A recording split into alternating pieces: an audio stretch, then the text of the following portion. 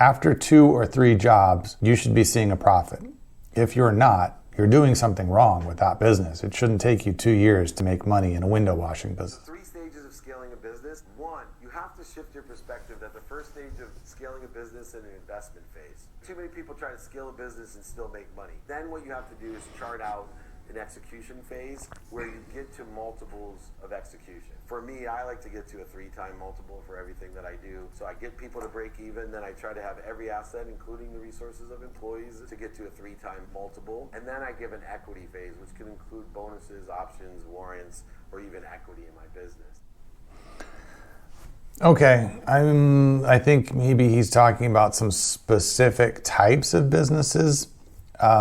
It's definitely not the case that every business has to go through a long phase of time where you're putting more into it than it's giving back to you.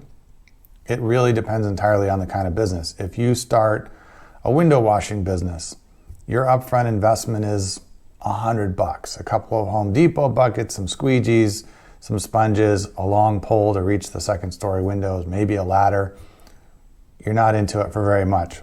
After 2 or 3 jobs, you should be seeing a profit. If you're not, you're doing something wrong with that business. It shouldn't take you 2 years to make money in a window washing business. Now, yeah, on the other hand, if you're starting a manufacturing business and you have to start it from scratch and buy the building and buy tons of equipment and hire a bunch of employees before you can start producing the product, yes, it could definitely take you years to make even it back to break even. So again, this is sort of that general advice. Here's 3 things to do for any business, but it's really not any business. It's very specific to the kinds of businesses that require a large upfront investment and a long runway to break even. He kind of lost me on the last part too, or I guess the middle part, where he tries to get 3x value out of every asset. I don't know what that means. And I mean, I do accounting and finance for a living, so I'm a little confused on exactly how he's measuring that, or why 3x is enough in some cases, or how you even get to 3x in other cases. So that is not explained well, and it's not clear what he means, to me at least, and I would suspect to most people listening, because there's just not enough information to understand how he's even considering that.